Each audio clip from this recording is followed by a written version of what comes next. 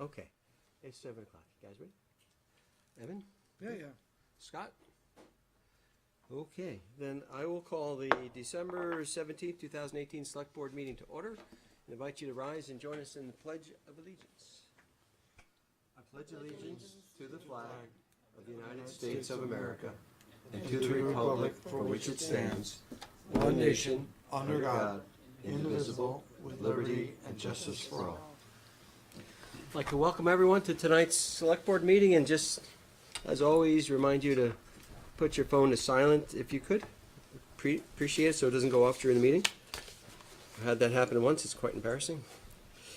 Okay, so, Evan, we have a few items at our place. So for agenda additions and changes, what do we have?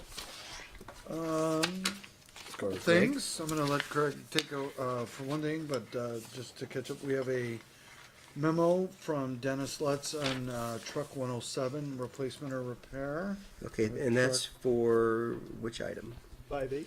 5H, thank you. We have a revised fund balance memo that is 5D. Okay. There was a mathematical error. And That's at since your corrected? places. Yes. Okay. Greg, do you have it? There's some minutes corrections from Irene with 5K. And then lastly, under executive session, we do not need an executive session for evaluation of public employees, so 8B can be scratched. B can be scratched, okay. We'll keep A there for now. Okay, so do I have a motion to add items to 5D, 5H, and 5K and scratch executive session 8B? So moved. Thank you, Irene. Do I have a second? Second. Thank you, Mike. Any further discussion about amending the agenda accordingly? Hearing none, all those in favor signify by saying aye. Aye. Opposed? Okay, motion passes 4-0. As you'll notice, there's normally 5 selectmen at the table. There's only 4 tonight. Elaine Sopchak is unable to be with us tonight, but she will join us at the joint meeting tomorrow. Okay, so next up is public to be heard. That's a time for the public to speak to the Select Board on items that are not on the agenda. Is there anyone here tonight wishing to speak during public to be heard?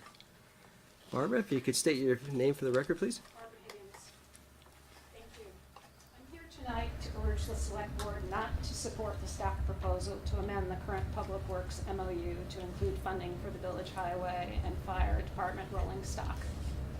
I do so because this proposal is ill-advised. It is not simply symbolic nor innocuous. It proposes using the MOU mechanism to purchase equipment whose ownership remains with another municipality. Let me repeat that. The ownership of that equipment, that capital expenditure, remains with another municipality. We went down this road several years ago with money for a fire truck. At that time, I made a statement, and I stand by it today. If it's something this community as a whole needs, then it belongs in the town budget, paid for by all, and owned by all. The MOU is a bad mechanism for what we've been doing, and this makes it worse. It's time for the Select Board to put an end to the current consolidation model. It has been going on far too long, and it has not resulted, in my opinion, in any significant merger of departments. For all intents and purposes, we have status quo. All we have done is move the budget items in the village into the town without merging the departments, with minor exception.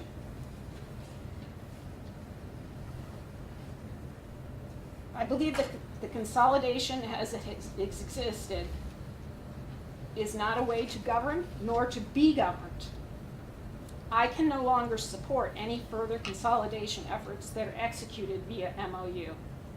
I can not support any further consolidation efforts until the Select Board and the trustees take separation off the table. Putting separation on the table is counterproductive and inconsistent with the goals of consolidation. I cannot support any further consolidation efforts unless the two boards commit to bringing a governance proposal to the two municipalities by November 2020. My lack of support for the proposal that you will consider tomorrow night does not reflect my desire and support for a full merger of our two communities into a single municipality with a single charter. I have always supported that, and I will continue to support that. But what we have been doing is not good for this community. Thank you. Thank you, Barbara. Okay, is there anyone else wishing to speak public here? Margaret? I just want to thank people at the last meeting for making an effort to speak into the microphones. I know it's not always pleasant, but it was much appreciated, so thank you. Thank you for the reminder. And hope that it happens again. Can you hear back there? I'm good. Okay. As long as we're leaning in a little bit. Thank you, Margaret. Okay, anybody else wishing to speak during public to be heard? Anybody? Okay, thank you for your comments. Okay, we're going to move on to our business items section. And first up, we have a couple of interviews. First one is an interview and appointment for Zoning Board of Adjustment. I'd like to invite Tracy Delphia up to the microphone there, if you would. First, we'd like to say welcome and thank you for being willing to step forward to volunteer in our community. So, Tracy, if you could give us a little bit about your background, who you are, and what your interest is on being appointed to the ZBA. We'd love to hear that. Sure. I grew up in the Adirondack Park, Lower Adirondack Park. I went to Castleton for school and moved up to South Burlington for my first job.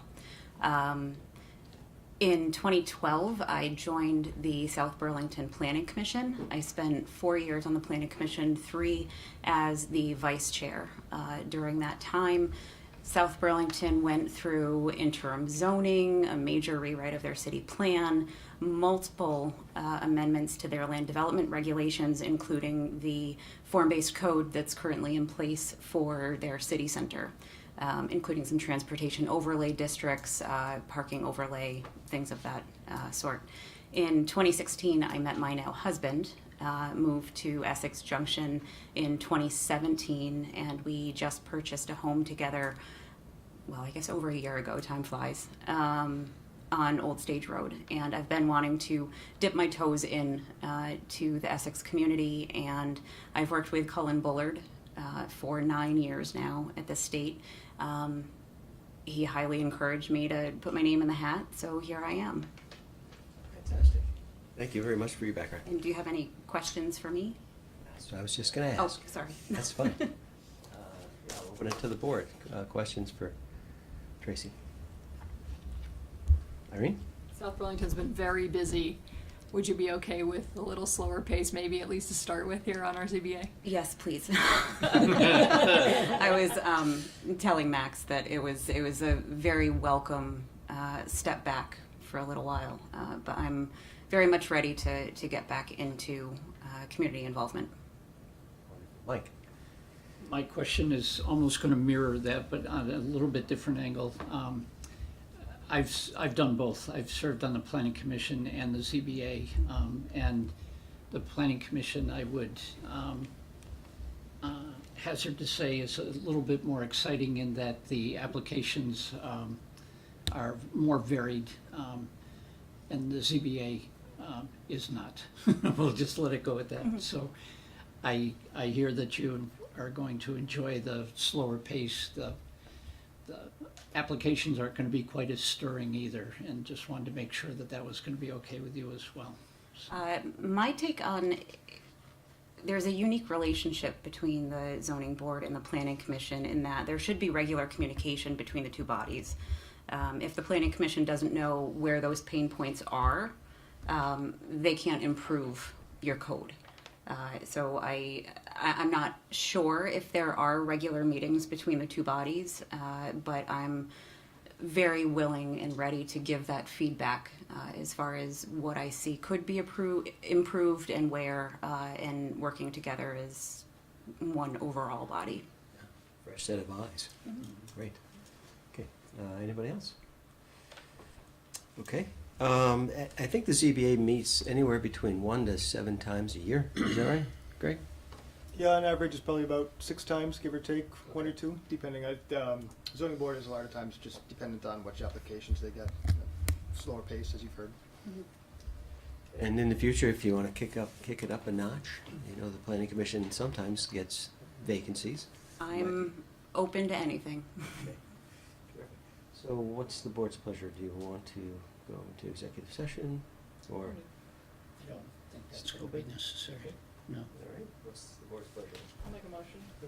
I would move that the select board appoint Tracy Delphia to the vacancy on the Essex Zoning Board of Adjustment. Thank you, Ernie. Do I have a second? Second. Thank you, Andy. Any further discussion about appointing Tracy Delphia to the ZBA? Hearing none, all those in favor signify by saying aye. Aye. Opposed? Okay. Passes unanimously. Thank you very much. Thank you very Well, much. thank you so much. Okay, next interview we have is Marcus Wilson. I'd like to invite Marcus up to the table as well. He's looking to be appointed to the Cemetery Commission. And I know by charter, the manager could appoint them with the approval of the select board, but we're going to have you come and talk directly to us. So, as I said to Tracy, if you could give us a little bit about your background, about who you are, Marcus, and what your interest is on being on the Cemetery Commission. Sure. I've been in Essex Junction for about 10 years now. I'm from Austin, Texas originally, but I've been in Vermont for 18 years. By trade, I'm a financial analyst for a subsidiary of United Health, and I work at home.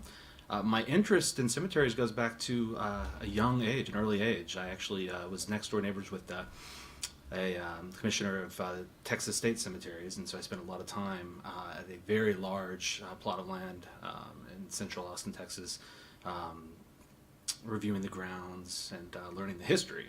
That's an extremely important aspect for me, is the history.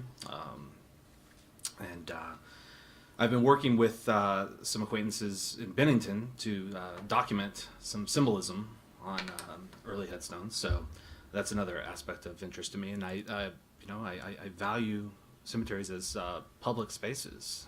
Sometimes certain communities have drifted away from that, so that's a motivating factor for me as well. Okay. Thank you, Marcus. Okay, I'll open it up to the board for questions for Marcus. Anybody? Evan? Oh, Andy.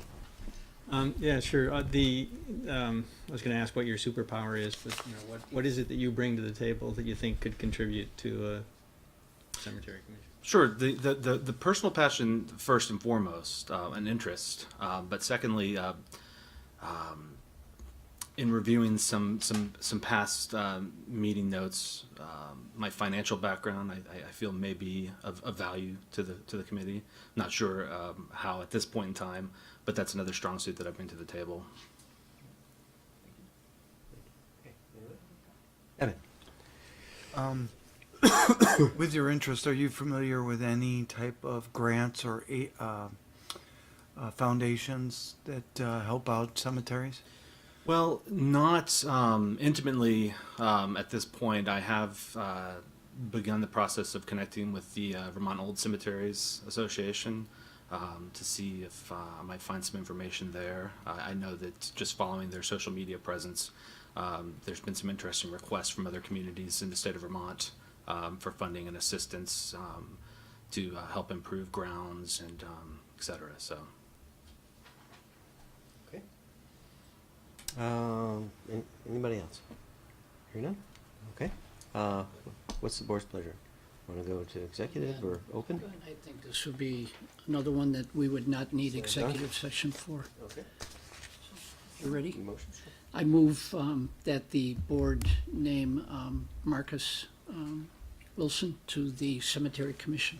Thank you, Mike. Do I have a I'll second. Thank you, Irene. Okay, any further discussion about appointing Marcus Wilson to the Cemetery Commission? Andy? Yeah, I'm going to be a pain in the butt here, but the charter says that the cemetery commissioners are appointed by the town manager, so I think the wording of the motion may be that it should be, possibly should be that the board approves the appointment, the town manager's appointment, if the town manager so chooses to do appointments, right? So wondering if we should do it that way because our charter says it's the town manager's job.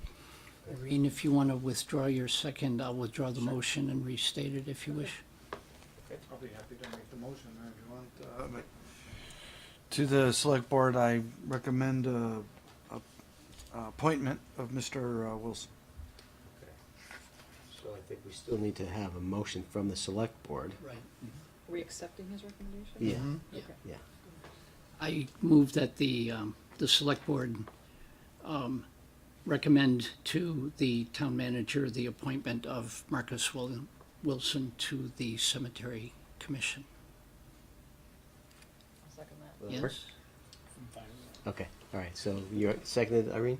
Okay, any further discussion about having Marcus Wilson join the Cemetery Commission? Hearing none, all those in favor signify by saying aye. Aye, opposed? The motion passes unanimously. So, thank you. Thank you. Marcus. Thank you very much. So, will somebody be in touch with him to, We will be in touch. so you'll be hearing from someone from the manager's office about how to get started. So, thank you so much, both of you, for volunteering. Okay, we're going to move on to our next item of business, which is 5C, and that's an annual update from Greater Burlington Industrial Corp., better known as GBIC. Welcome, Kurt. How are you tonight? Good, thank you. Good, thanks for coming in and sharing what's going on at GBIC. Well, I appreciate the opportunity, Max, to get back in front of the select board again and give you kind of an update. We appreciate our partnership with the town and also with the village of Essex. I recently met with Evan and Greg just to, because Evan's still a little bit of a new guy on the block, and just to make sure he was up to date with the history of GBIC. And as a quick reminder, we focus our activities on dollar-added businesses that are selling goods and services out of state, bringing $1 into Vermont, and it's those monies, once they're in the state, as new money into our economy, are circulated and expanded. So we work with mainly manufacturers or companies that are selling services out of state. The past year has been pretty busy in Essex, although we cover the entire county. Lots going on in Essex. Obviously, Global Foundries, the character, and with a new owner, and is gone through a little bit of adjustment, and we've worked with them. One of the first things was on the increase at Green Mountain Power and the power rate. We had some early on meetings that were and contributed to their efforts to try to stabilize, and I guess that is still before their public utility department commissioner. So we helped a little bit on that power issue. Obviously, power issue at Global Foundries is still something that is concern to the company and concern to economic development corporations like GBIC, looking out for those jobs there. Obviously, with Global Foundries taking a little bit different look at their campus, they don't have the interest in the buffer or the campus. They're just looking at the production facility, and so, as you probably read, that the Williston campus, they're willing to divest of that to a new owner. There's also property in Essex as well, the so-called 40 acres where the big parking lot is, and I know that we've worked with IBM before, and now with Global a little bit on what the future of that might be. Vermont has just a couple of really incentive programs for economic development, and one of them is called the Vermont Employment Growth Incentive. And real quickly, it's hard to explain, but I'll try to. Basically, the way it works is if a company proposes a project, either bringing a business into Vermont or expanding a business in a substantial way, what the state can do is evaluate the economic impact of that that new project on the state economy. Primary generators are employee payroll tax, and also capital improvements and other tax benefits as well. So the state calculates that overall economic benefit to the state. They take a piece of it, of this new money, and then return a portion of that back to the company for a short period as an incentive to do the project. If the company sets targets, and if they meet those targets, the new money generated by the new project gets paid back to the business as an incentive, and those incentive payments are paid out over 5 years. We've worked with a number of companies in Essex, Blodgett, with their relocation from Burlington to Essex. Gordini, I don't know how many of you are familiar with Gordini, a glove manufacturer. Who'd have thought they were based in Essex. We were successful in helping them with a veggie, we'll call them a veggie, and also New Harbor Security as well. Gordini just got their final approval last Friday, and as well as New Harbor got a deferral. They're having a little trouble finding people and finding a new location, so they asked that their start date be deferred another year until next calendar year to start that project. The other program, state and economic development program we work with is something called the Vermont the Vermont. No, I'm talking too fast. The Vermont Training Program. The Vermont Training Program is not a training program, it's really a grant program to help subsidize up to half of the cost of training of new employees. And it's really a skills development program for companies to add, either if they're bringing on new equipment and machinery, or getting into a new line of work, or if they want to do leadership training or do some upgrade training of their staff. Hire new workers, and Vermont Systems in Essex got a major contract, hiring a lot of people, and they were just awarded a $150,000 training grant, which is a substantial. It means they're doing like $300,000 worth of training over there with all the new employees they'll be hiring. So a couple examples of what we work with in Essex for existing companies. Trying to keep track of existing businesses, back and forth with Flexiseal a little bit on, they like a new building, they like to expand, they're having difficulty doing that, and it looks like they're where they're going to be for a while. As far as industrial land goes, there's not much vacant land available left in Chittenden County. In Catamount, we have 2 lots left in the park that we've developed up there. There's a little bit of land out in Meadowlands in that industrial park.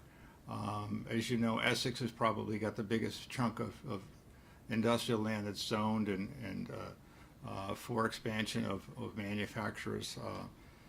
Sand Hill, Allen Martin, Thompson Drive up in that area. Bob Miller's building more space up there. So we really look at that area as well as some Global Foundries property as being really our future for industrial growth in the area, so we'll be working on that. The other thing you just mentioned is you spend a lot of time on the state level on workforce development. Big problem for a lot of businesses. Everybody you talk to, you talk with Global, they have basically a 200 available jobs at any one time over there. So workforce is a real struggle. And excuse me, Frank, especially Frank Coffey with GBIC, has spent a lot of time on that. So I just want to give you a quick update. Thank you for your help over the years, and look forward to keeping in touch with Greg and Evan and the select board as well. Be glad to answer any questions before I lose my voice here. Okay, thank you. Thanks for the update. Yeah, it sounds like you've been busy in Essex. So I want to open it up to the board for questions for Kurt about GBIC. Anybody?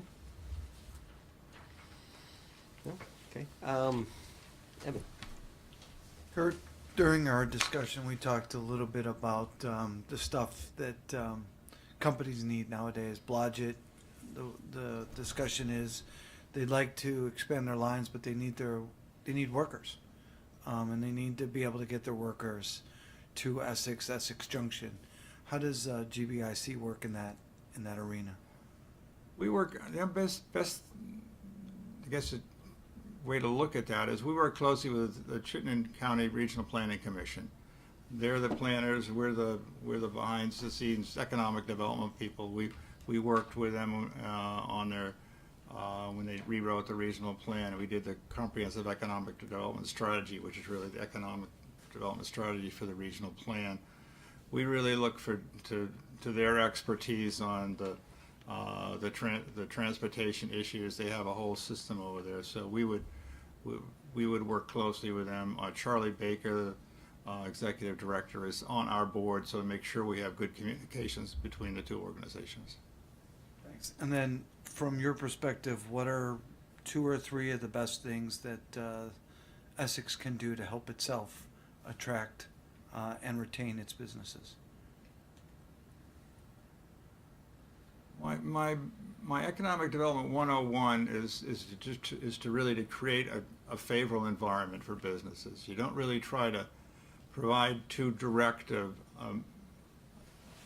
control or active connection with businesses as much as you're trying to provide a good environment for that business to grow. So it's an equitable tax structure. It's a predictable and timely permitting process. It's assistance with adequate infrastructure. So I think those are the things behind the scenes. If you create that environment, I think, and I think, can't think of any issues. The only issue I think I can think of with Essex is probably you're not right next to the interstate, but there's nothing you can do about that. I know a lot of work's been done on 117, and that'll help for traffic going south. So that's my economic development 101. Thank you. So diversifying the tax base is really, critical to do, and that's, I know, what you're helping to do. So you have an annual meeting and other meetings that your board meets, and who's the rep from Essex on your board? Evan would be the rep to attend our annual meeting. It's in middle of June every year. We've already set the date.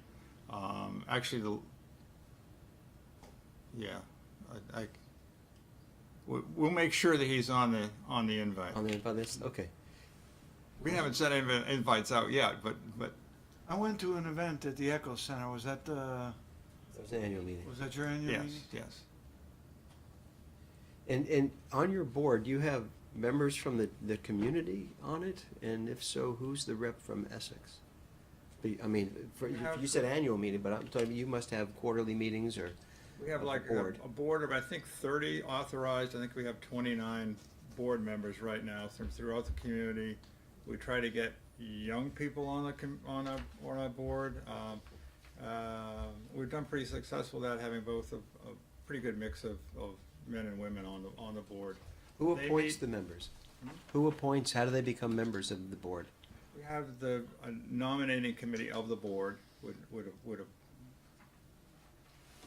in working with Frank, the president, would come up with suggested new board members, and they're voted in. I can't remember all the details, but there's a term so that we have a good turnover. The board meets.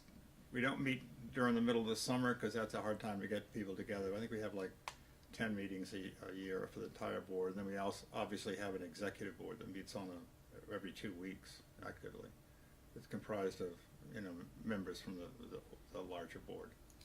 But you don't try to get members from all communities on your board or a rep? We have a pretty good representation, and if you're going to quiz me on we have from Essex, I'm going to start to blank out here, but I Okay. can get back to you. Okay, yeah, if you could get back to us, I'd like to know. I can do that. It's been appointed, okay. And then lastly, it's about communication. And we talked about this a little bit last year, that if a business is in need of something that they're not getting, if they need to grow and they're having issues with where they are here in Essex. I know there's a confidentiality piece, but I'd like to make sure that you're working with Evan when you hear that there's an issue, so that he can be aware of it, and if needed, we can maybe help understand and provide assistance in some way. I think we've already had meetings that involved Evan that he hasn't talked about those meetings, so we have good confidence that. Okay, and I know the Yeah, that we're confidentiality working piece, if it comes I to, know one of his first days on the job, I think we had a meeting or two, so. okay, Yeah. awesome, very good. And I think we'd certainly appreciate it the other way. I know, if you have something come up, I know in the past Greg is helped me learn about things going on in Essex. I try to attend the Essex Economic Development Committee meetings, and that's a good way. And Greg, do you still attend those, or? Yeah, most of them. So that's a good way to keep that communication It's going. Mondays at noon or so? Okay. Okay, super, that's good. I'm glad the lines of communication are open for both ways, absolutely. Okay, Irene? So Mike, I just want to clarify, if I could, Kurt, in this reverse side of the memo where you received from Frank and Paul, it says the chief elected official of each community is a member of GBIC's corporation per your articles of association. So I just want to make sure that we have enough of our elected officials also helping out along with Evan and Greg, and make sure that, again, that's communicated properly so that we're showing up when we're supposed to show up. Originally, GBIC was formed by municipalities back in the mid-50s, and so the members, municipalities are members of GBIC in the way that we invite them and they participate in the annual meeting. Beyond that, that's about the involvement of municipalities as municipalities. But certainly, I'll get back to you on where our membership is from, give you a feel of who they are and where they're from. But I appreciate that. You can just send that right to Evan. if you Yeah, would. and recommendations or somebody that you think would be good to have on the board, we'll be glad to take a look at that. Okay. Because the work you do, the economic development piece is, very important. So, okay, if there are no other questions, we'd like to say thank you for all the work you do on Essex behalf. Okay, thank you. Thanks for coming in. Okay, we're gonna move on to business item 5D, and that's assignment of FYE 18 fund balance. And Lauren, you wanna kick that one off for us? Yes, so our audit is almost completed. We do have some audited numbers for the fund balance, although we don't have a draft yet, but it's always good to get these numbers into the audit so they're reported for the next year. And so, as we did last year, we've come up with, there are items that are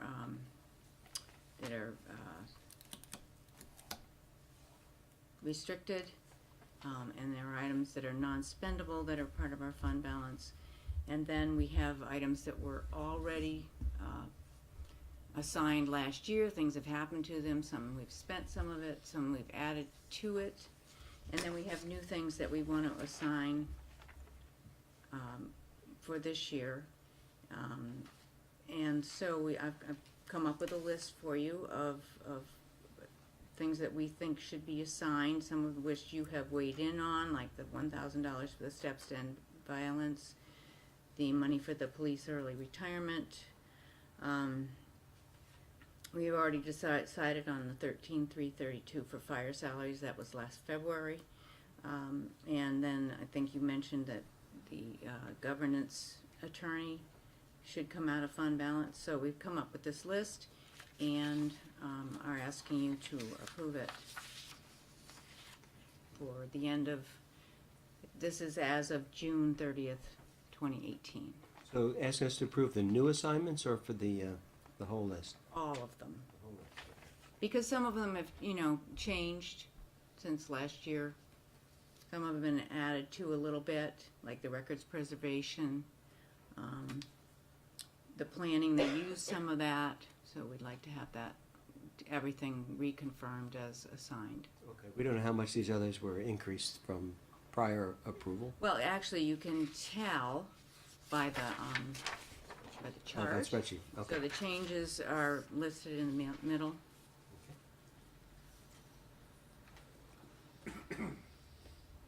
Okay.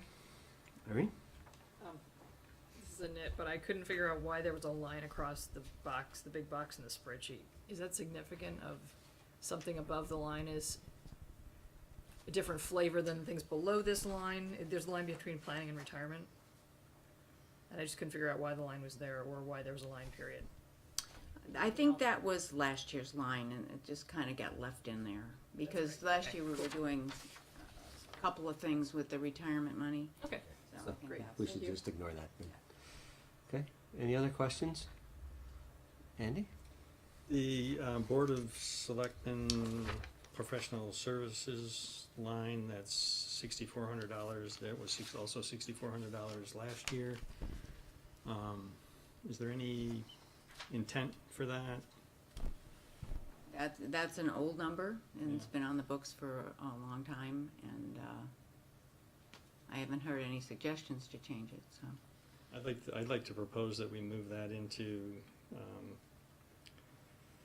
future tax reduction, since it's just been sitting there and we have no purpose for it, rather than sitting on the money, give it back to or put it into the bucket that can be given back to taxpayers. But what if we do need to tap into it for That's something? what the 15% is for. I mean, this is $6,400 out of $2 million we have in unassigned fund balance, right? Isn't that what the 15% is for unexpected things? Lauren, do you see any problem with that? No? Evan? We also have other funds that are negative, do we not, that are currently negative? Yeah. Funds? I mean, some of these accounts, some of these lines, These are not negative. We do have It's in the some capital. numbers in our capital that are negative, including our buildings maintenance. So that was, I think you added that about that the residual was going to buildings maintenance because we have a need there. I mean, that would be another place that this could go. one of the, Andy, I think, I'm sorry. Select Board Member Watts, I think that's an admirable thing, and I think if we didn't have many other needs, maybe not as defined, such as our buildings fund, I think one of the items in the budget tonight is, actually two of them.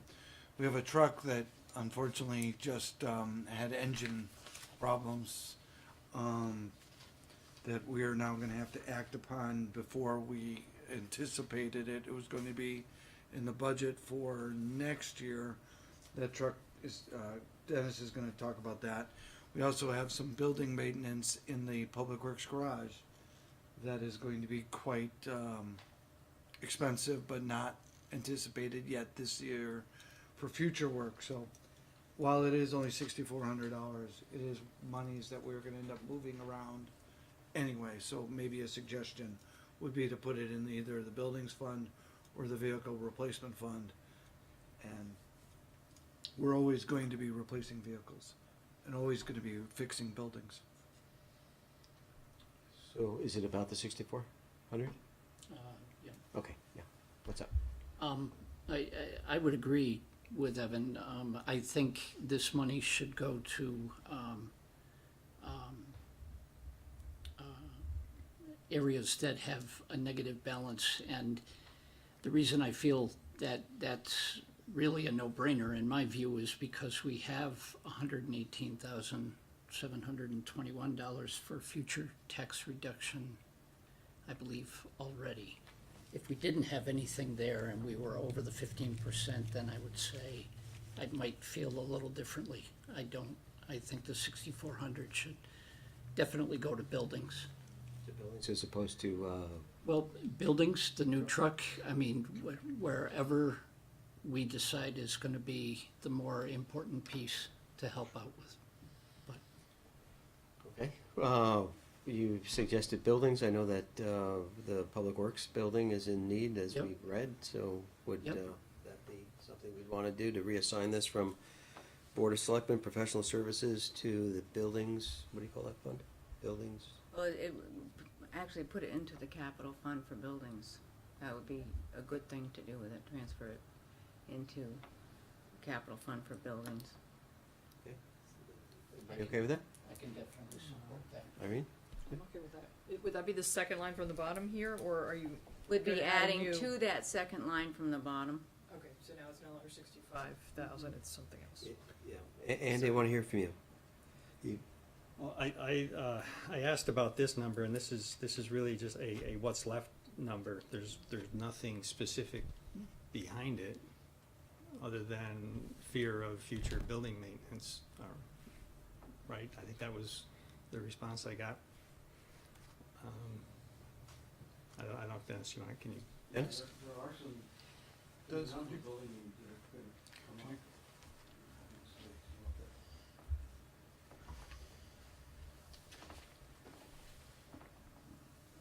Unfortunately, the list is getting bigger. Sorry. Maybe I can talk out here. But unfortunately, the list is getting bigger, and I'm not trying to scare you. You haven't seen the capital plan yet for next year. But there's some expenditures in there that we have, our plan is to meet this week because we've done things a little bit differently this year. We've had departments had put in requests for needs. Those needs well exceed the 2 cents that are available on the tax rate. Some of those involve buildings. We're gonna have to cut some of those requests back to the 2 cents, or postpone some of those needs. I think we were well over $50,000 short of the request. Right. One of the requests is the Essex Free Library building facade is in need of repair. I believe the front of the building Yep. is in dire need of some repair. I mean, it's on the list. Right. So there's always, we have parking lots that have need. I know that your building still needs some things. I know the fire department wants to talk about some doors. We've worked pretty closely with the new librarian staff when Ann left, unfortunately, but we've worked with them to try to identify some of those needs which really haven't been identified. And they're real needs. And Evan mentioned the facade. We've got, Caitlin's probably got half a dozen things that you'll see in the capital request form that make a lot of sense. I'll give you just another specific example. One of the biggest problems they have, for example, is in their toilets. The patrons, and a lot of times kids, will stuff the toilets down, paper down the toilets. And the solution is the hand dryers, the automatic hand dryers that you push with heat. Get rid of the paper towels, get rid of us being called out to fix a problem with the toilet that overflows in that area. So those, I mean, there's a long list that goes on. So we're not going to have enough money, even in the proposed capital plan. Some of those are going to be postponed, and some can. But if there's a place to put it for the future, in my view, I would agree. I think that's a good. There's other needs, but that's a good place to put it. You'll see when we get into the buildings things. We've got 27 buildings, a minimum, 30, maybe more. I think it's more like 30. Spread all over, and I may have missed a couple of buildings we've got there, but we've got them all over, and even the new ones have needs. Okay, thanks, Dennis. So, Andy? So just to clarify, this line item says building maintenance. Dennis has been talking about capital, so are we talking about the same thing or different things? That's where I'm. So Are we redirecting this to building maintenance, or are we putting it into the capital to address some of the negative numbers that are in the capital? Dennis, can you answer that? Because we talked about the capital funds for building, and yet this line at the bottom under new assignments says building maintenance needs. Yeah, Are they it's- one and the same? Yeah, they really are, and it's a misnomer. I think that you can, we haven't defined, we need a complete overhaul of the capital planning process to a certain degree, and we did a large part of that, you'll see this year, that we've changed. But we've used the term in a lot of different ways. We've always had what we've used in the capital planning, if you look at the actual definition, I'll use the library deferred maintenance is a capital planning item. So is it maintenance or is it capital improvements? And we probably need to get the language improved. And one of the things we also need to do, I don't want to go off on a tangent, but one of the things we've needed to do for a long time is that we have a large number of capital accounts. And we're finally trying to associate those capital accounts with account numbers so we can track expenses better. Because we've had accounts. Developers have set aside funds for projects. They've gone into an account. But some of those account numbers have not been given account numbers that we can then, and I hate to use the word account for properly. And so what we're trying to do is get that together. So the nomenclature needs to be standardized so that we're not using, in one case, library deferred maintenance when we really mean capital improvements for the library. And you'll see that a lot. We've used a lot of terms that shouldn't be used. They should be one term, one line item that includes those things. But it's really one thing. It is both. It's not just maintenance, meaning the paint. That would be pure maintenance. We're thinking more in terms of improvements to the facilities that would add to the value of that building, for example. So if we say we'd like to move the 6,400 from the Board of Selectmen professional services to the capital funds for buildings, and that would then, could we change that under new assignments, call that capital funds for buildings as opposed to capital maintenance needs? Would that be, that'd be all right? Yep. Okay, and if we did that, it would change it from 65,067, it would increase it to 71,467. Did you do the math, Irene? No, I didn't do it. Okay, Thank you. okay. So is that reasonable? Is it, people want to do that? Yes. Okay. All right, so why don't we do that? Then we'll scratch the selectmen professional services and move that into the capital funds for buildings, and again, change that from 65,067 to 71,467. Okay, good. Anything else? Andy? Maybe Dennis can talk to this one too. Last year, we did a similar swizzle for the stormwater. It was 30,000. This year we're doing 50,000. They end up on different line items here in this spreadsheet. So I'm just wondering why it's 50,000 this year when it was 30,000 last year. What are the differences there? It was transferred, it's already gone into the. It's gone. capital Yeah, fund. it's empty now, gone. right? Right. It's empty, and now we want to do it again. A new allocation. Yeah, the request to include this came from me. And the rationale was that within the stormwater operating budget this year, we did not spend all the funds that were available. And some of them in the operating budget were professional services, some were construction of facilities. We had funds in there for that in line items. Some of those funds, a lot of those funds didn't get spent because the state is still behind in terms of defining what the requirements are. We have, right now, and these are really rough numbers, I'm just doing it off the top of my head, but again, from the capital plan, if you added up all the projects that we have grants for, the local share is about 600,000 and change. If all of them were to be, if we got a bill for all of them today, meaning all done, complete, we're $100,000 short just on grants that we've got. The thing that's saving us is in the capital plan, we're putting away funds each year, and these projects take 3 or 4 years to build. When we we've got one of the projects that's, I believe I'll talk to later. It was a grant that we went for with the village together. The village is managing it to do a phosphorus control plan for the town. That's the most important piece of work we're working on. That was just recently awarded. We're going to be working over the next year trying to determine what projects do we need over the next 20 years to build, and what are the costs of those projects. Because when I project out what we're putting away now for stormwater, and the fact we're going to continue to go for grants, my best guess is there's not going to be enough money there.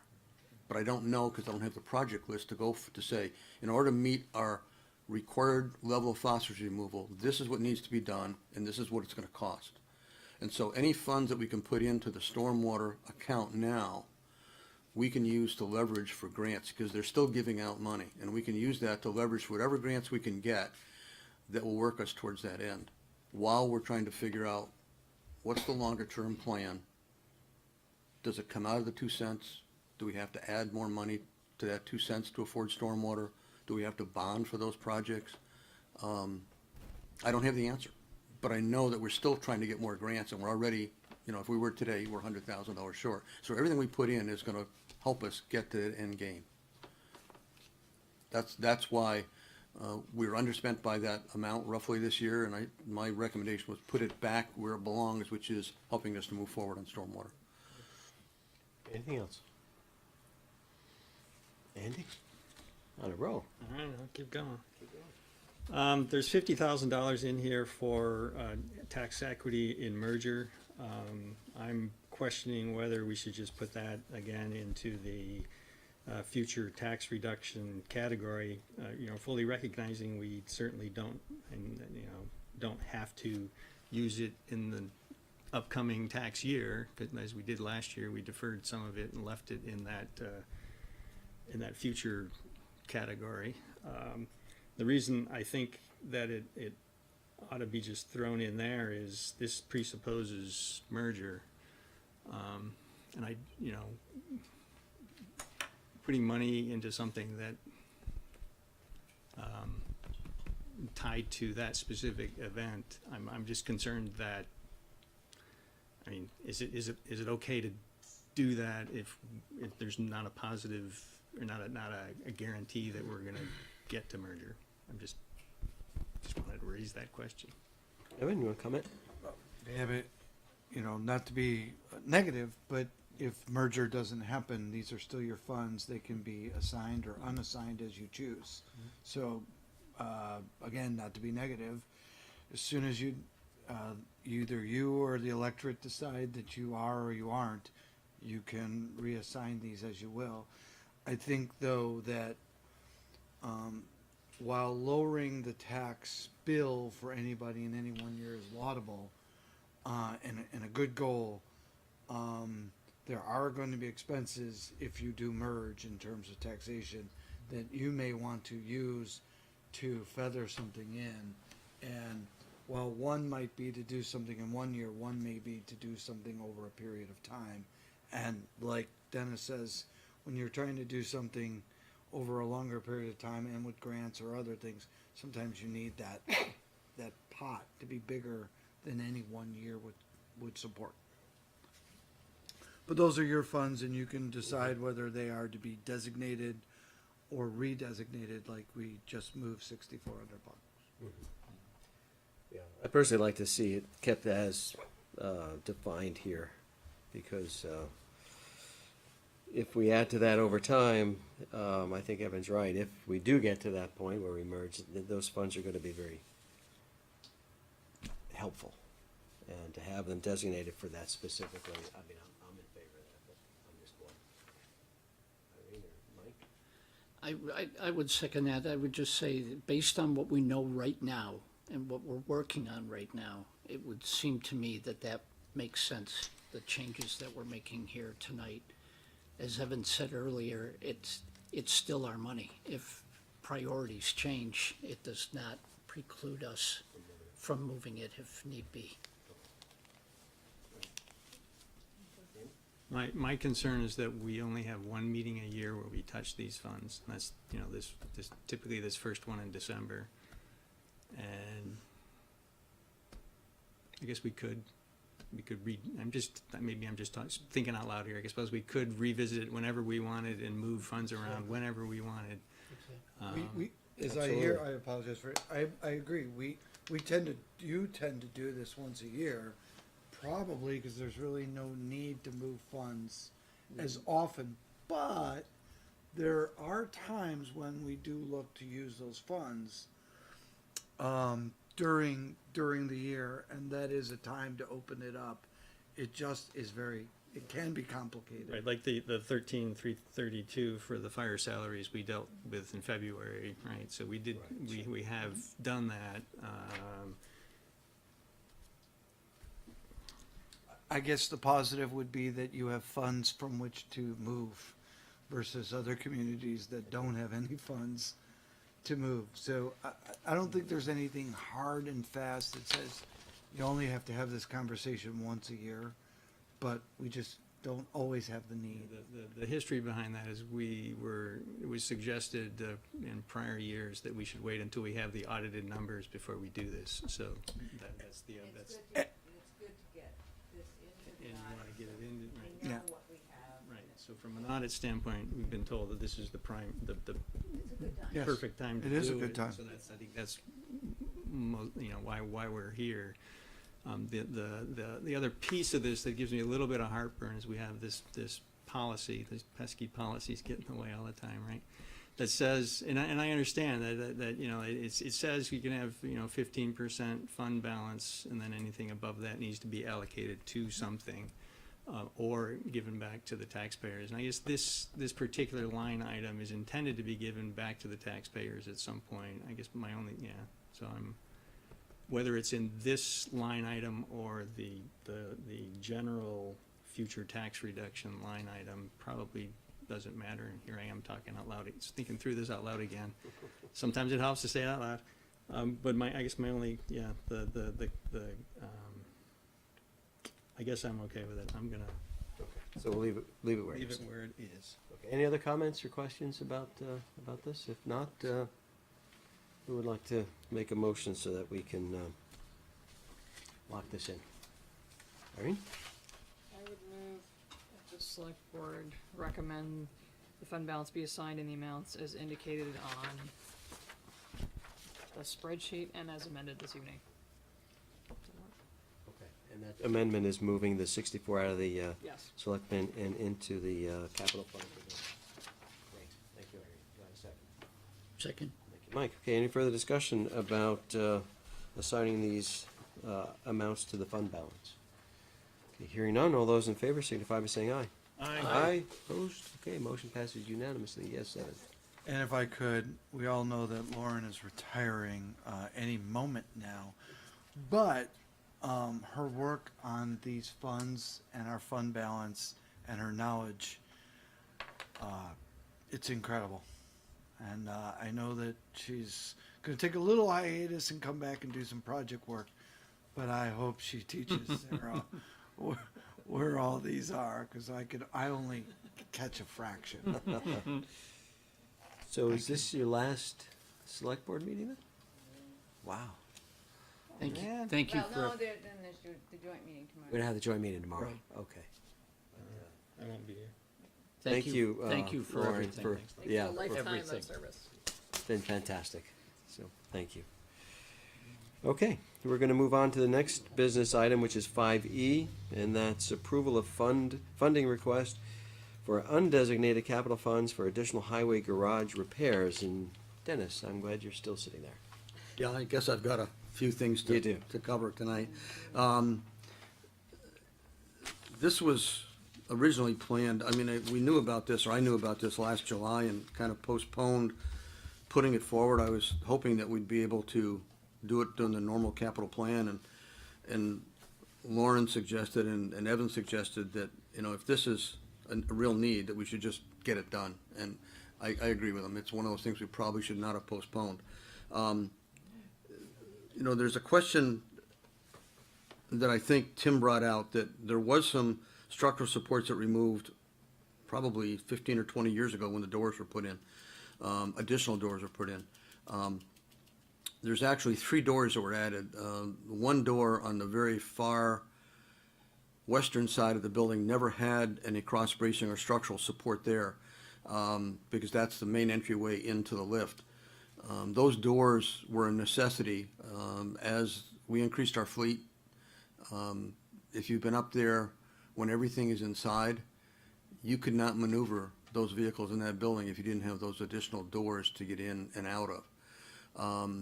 From a structural point of view, those buildings, those metal frame buildings, are designed pretty closely. Their package was built in the 70s, and there's not a lot of freeboard in there with regard to current safety margins for snow loads and things like that. They're designed for the standards that were in effect at that time and designed very closely to those standards. So that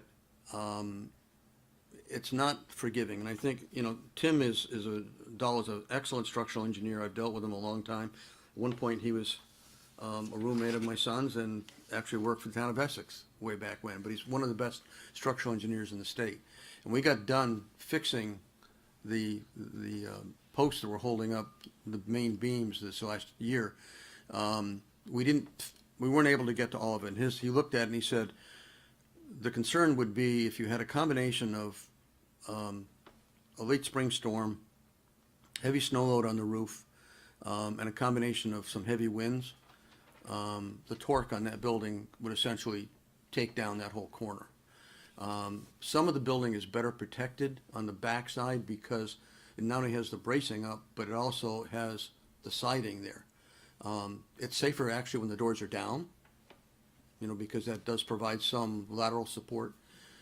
But his feeling is, and although it's an old building and we don't know where we're going with all our buildings, that from a safety concern, he had a very real concern that we ought to put up some additional supports in that part of the building to guarantee that from a structural point of view, the building didn't come down under a certain set of circumstances. And so when we talked about this and talked about the funds and where we were going, there seemed to be a logical time to get him back, complete the design, get a contractor in, and get it finished. We're going to have to put some footings down inside the garage and put some columns up and then tie those columns across to the beams. A further suggestion of his is that the columns that support, that we had the one that, or the two that actually rusted at the bottom that were really not supporting anything, we got very lucky because the only thing that was holding it up was the roof girders holding the beams up with rivets, because nothing was really supporting it on the ground. So that, and that's occurred just because they're metal frame building. The trucks are full of salt. We wash them down, and Mother Nature's there. That problem is not going to go away. These supports would be internal, inside that section, so they're more protected. Whatever happens to that building in the future, it will give a level of protection. So the request is that we take those funds as recommended by staff to go out and get it finished design and build it, get it fixed. Okay, thanks for that background. Questions for Dennis, comments? Anybody? Andy? Yeah, I was just looking for a better understanding or definition of undesignated capital funds. So that's money that's already in your capital account that's not designated for a specific, I just want to make sure that's the definition. I see some nodding. Okay. All right. So it's money we already have. Right. It's already been approved as a capital, and okay. Yep. All right. Am I correct in understanding that if we have the perfect storm, it's not only gonna hurt the building, but everything inside of it, right? If things start falling down like a roof, Yep. right? So Yeah, I mean, it's one of those things that once that corner who knows, but once that corner starts, and it is I guess it's the southwest corner. Once that southwest corner goes, where does that, when we start to take those girders, those beams, and start to twist and torque them, where does it stop? we've been very lucky. We have been very lucky. There's been so many What is the age of the building? There were some economic funds that were provided before I came to the town, back in the late 70s. I think it was about 1977, and I think that's the age of that building. So it's 50 years old, roughly. So Dennis, when the doors were installed, that's when the building's vertical bracing and Yep. girts were removed. Is that the responsibility of the installer, that they weakened the building? Was that? No, I guess if there's a hit, it would be my hit, because we needed those doors put in, and you can't have, those overhead doors are inconsistent with that bracing. You'd have to go to a different type of bracing, and we didn't do that. So that if there's a hit for that, it really falls on my shoulders for authorizing the doors. It's really not the overhead door people. We made the decision to change the makeup of that building. How, if this gets approved, how quickly could this work get started? Well, this is the time of year to get it done if we can, because the people that would fabricate and build that are really not out in the summer, building steel buildings and things, and that's who'd have to have come in as a contractor. So we'd advertise it, we'd go through the normal process to find a contractor, have Tim do up a simple set of specs, put it out to bid, and then get the work done. So it could be done with this year? Yeah, I'd like to see it done in the next couple months, max. Okay. Before we get into a March timeframe, I'd like to have it finished. Max meaning maximum or? Maximum, yes. Just checking. Okay, any other questions? Sounds like something that we really don't want to wait on. No. Mike? Dennis, just a curiosity question.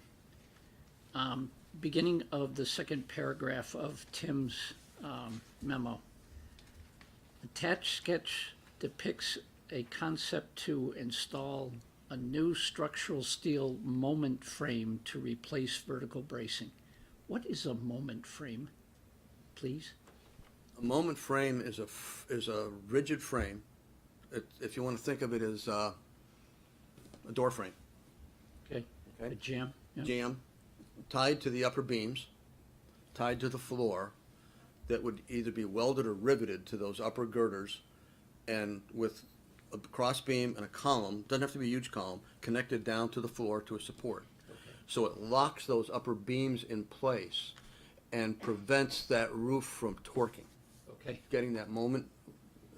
There's two types of failures. There's the shear failure where it breaks like Right. that, and there's the bending failure, which is a moment failure.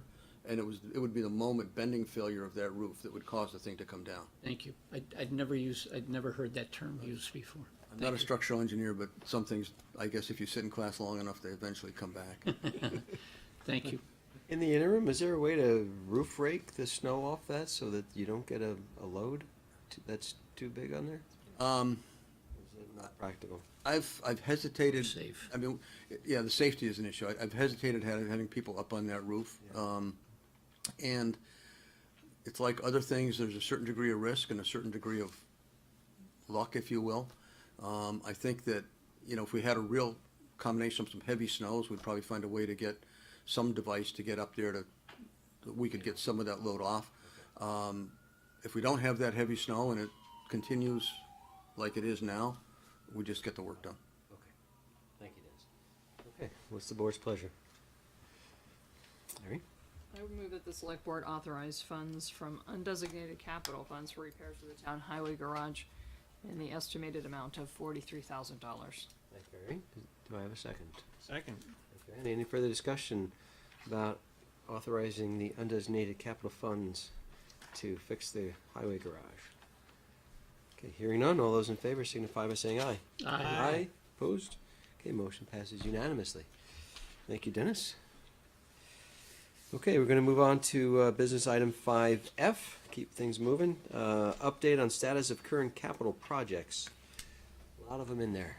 I realize this is not a novel, but I wanted to provide, we've done this every year, to provide a Word version update of what we've been working on since the start of this fiscal year, where we are with those accounts. The capital plan that you'll see coming at you in a few weeks won't have the narrative. It'll have the spreadsheet and all the backup sheets explaining what went into that spreadsheet. So this is kind of the one time to go through and talk in words about what's going on with each one of the projects. It wasn't my intent to bore you by going through each one of these projects, but by providing it early, if you had any questions, I'd be more than happy to answer them.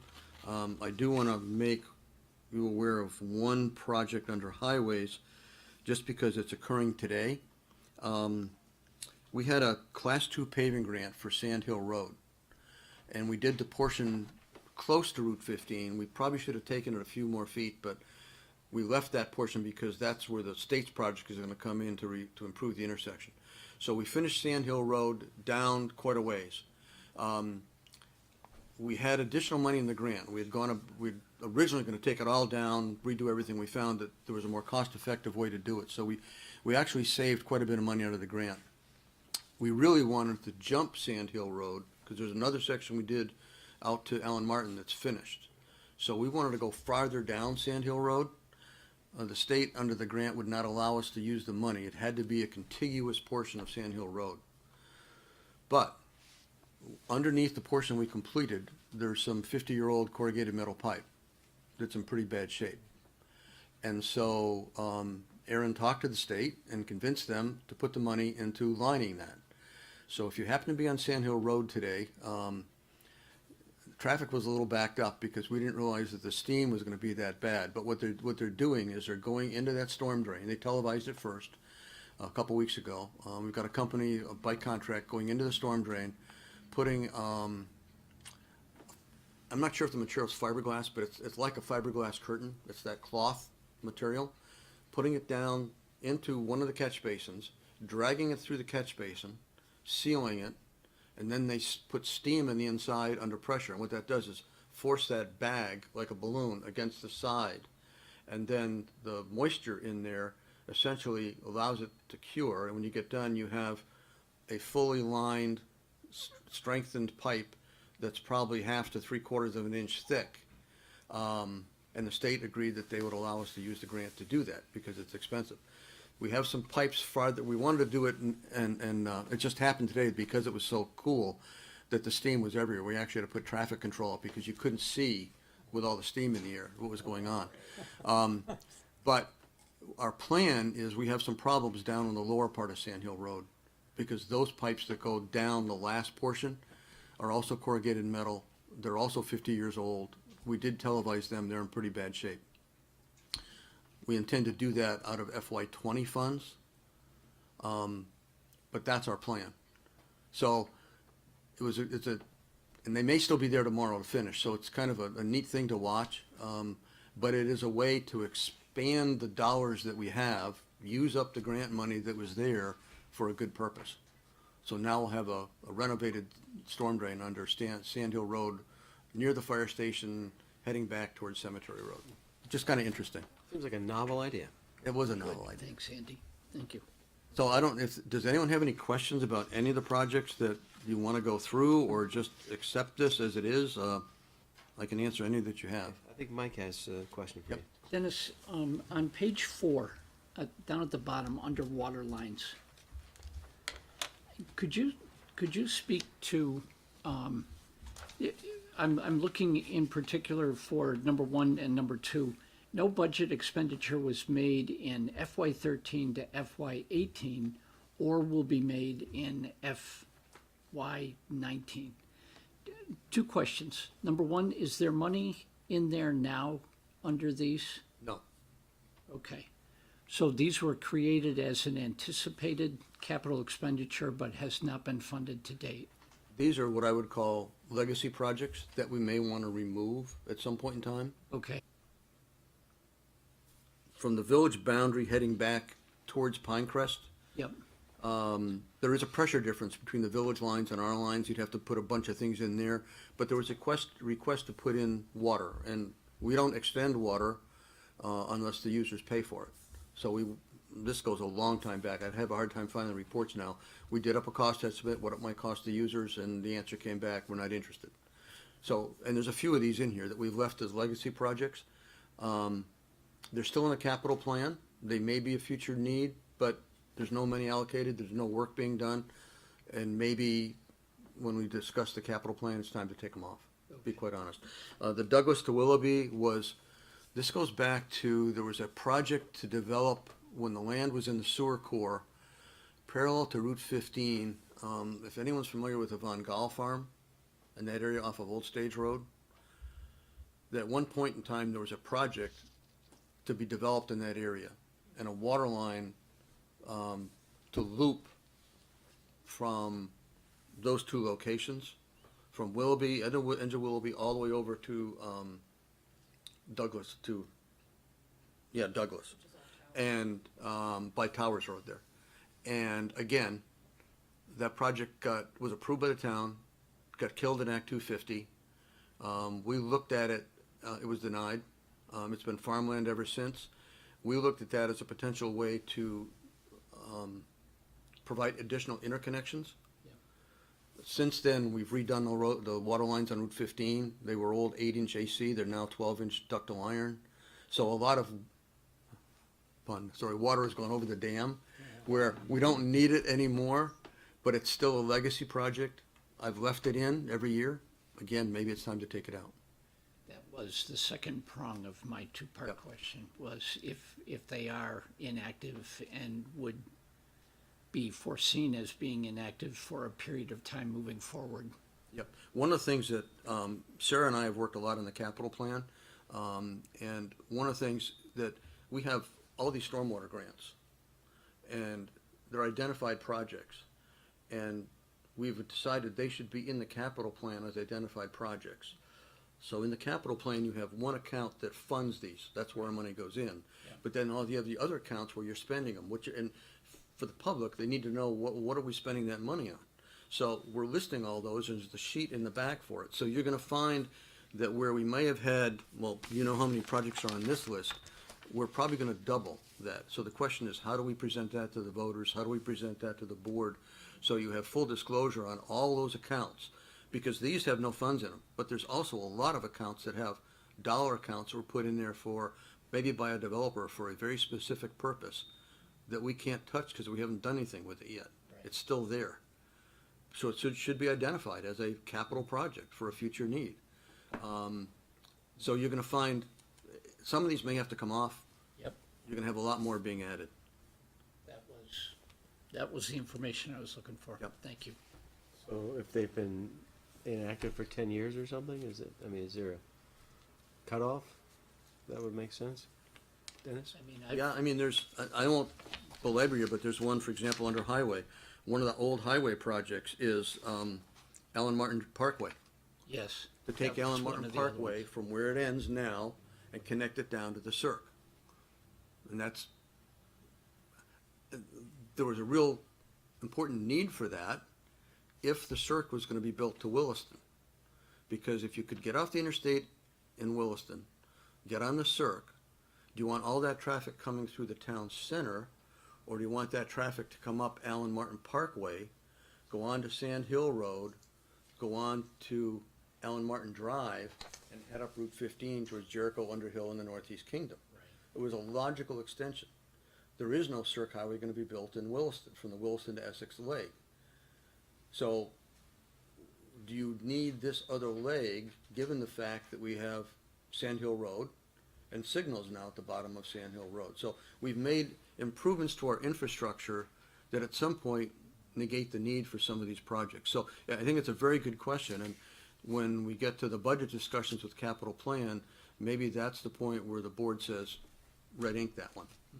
Or maybe you can make recommendations of which ones you think should be taken off, and we can Right. have that as part of the review. So that you get a project list that's real. Yeah, Yeah.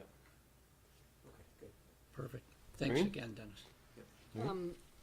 I'm wondering how the sewer projects on hold fit into that, because the needs are still there. Would they stay on this list, even though there's no money and no prayer for some of these sewers to ever go in, as far as some of us are concerned? That's why I've left them on. Okay, But it's a very good question, and maybe some of them should be left on, because maybe there's still a need for those in the future, and others, it may be, it's time to take them off, because in reality, we're just not gonna build them.